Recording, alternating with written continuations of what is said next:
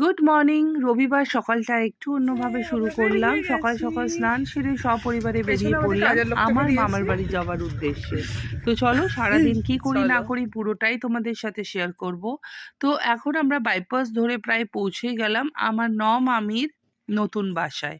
তো দেখতেই পাচ্ছেন মামি এসে এখানে দাঁড়িয়ে আমাদেরকে ওয়েলকাম করছে। তারপর রুহি ঢুকেই প্রথমে নিয়ে নিয়েছে কোল্ড ড্রিঙ্কস, আর এদিকে চলছে কিন্তু বাড়ির পুজো, যেটা গৃহপ্রবেশের পুজো হয়। তো এখানে বেসিক্যালি হয়েছিল নারায়ণ পুজো। তো পুজো চলছে আর আমরা এখানে সবাই দিচ্ছিলাম আড্ডা। আর উইদাউট চা বাঙালির জন্য আড্ডাটা কিন্তু ঠিক জমে না।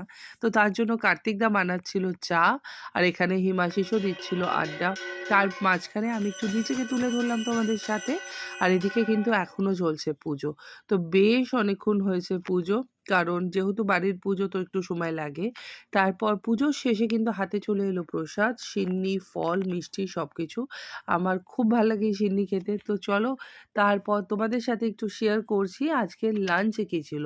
লাঞ্চে ছিল বাসন্তী পোলাও, আলুর দম, পনির, আর তার সাথে ছিল দই মিষ্টি। আমার খাওয়া শেষ আর এখানে বাকিরা বসে পড়েছে। আর আমাদের ভাইপো বউ কিন্তু পুরো গিন্নি, দেখতেই পাচ্ছ একা হাতে সবাইকে পরিবেশন করছে, সব কিছু করছে। তো এখানে আমরা আবারও খাচ্ছি আর হাসি মজা করছি, কারণ অনেক দিন পর সবার সাথে আবারও দেখা। তারপর খাওয়া-দাওয়া করে একটু রেস্ট নিয়ে এবার বাড়ি ফেরার পালা। তো সবাইকে টাটা করে আমরা কিন্তু বেরিয়ে পড়লাম বাড়ি ফেরার উদ্দেশ্যে। তো দেখতেই পাচ্ছ। তো চলো এইভাবেই কাটালাম রবিবারের সকালটা। জানিও কেমন লাগলো?